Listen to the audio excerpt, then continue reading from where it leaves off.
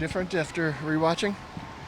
No, I mean, it's pretty much what I thought from having seen it. I mean, I thought in the second half we actually had better possession than we did in the first half at times, but overall it's just one of those that you got to grind it out. You got to grind out a result, and our concerns right now are the points, and I think the style points. I've coached in enough games where I won the style points and didn't get the points at the end of the day. So maybe for some coaches that's new or newer, but it happens. And for us right now, it's a matter of getting points and finding our confidence again. And I think we're slowly finding that.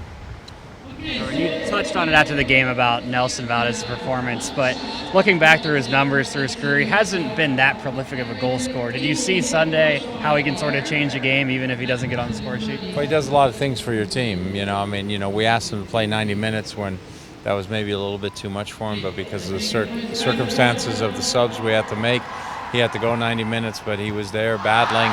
He was there covering on the right-hand side when we needed that covered. He's just a guy who's going to give everything he has for the success of the team. And it's important to have those guys. And we have other guys on the field that do the same thing. It's not just Nelson.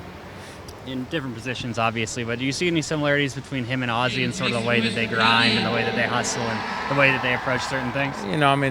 They're both team-orientated players, but there's a lot of guys that you can throw into that. I don't think we have guys on the field that aren't team-orientated players. Everybody's a team-orientated player, and they're trying to do what's best for the team. Some of the guys, the quality that they bring to the game is a little bit different, and the role that they have to play for the team is a little bit different. And Ozzie obviously is an important cog to our defensive effort in the middle midfield, and Nelson's an important cog now, in terms of what he brings up front in terms of just closing down and effort that way. So it helps. With Ozzie back, are you going to have to ask Brad to take a new role again? Well, we'll see. We'll work on things this week in practice, and we'll make a determination. What's best to play. This could be, I don't know yet, but this could be the first week that we really have almost all the options to choose from, and then we gotta. Now the hard part is deciding, okay, what's the best way to fit all that together on the field. Everybody come through health-wise, especially Ozzie, and looking at how he was today. Yeah, Ozzie came through okay. So everybody health-wise came through all right. Yeah.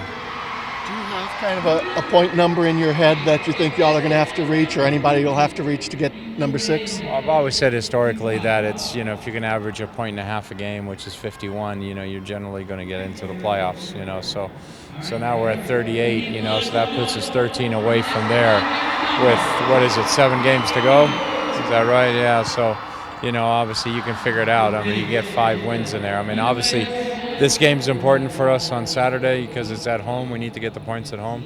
And then the game in San Jose becomes a very big game because it's a 6-point game. Did that splitting the baby ruling of the PK but not a red card make any more sense after you got to watch it again? I still think it's a PK. I know there's some discussion, on the other side of the fence, huh?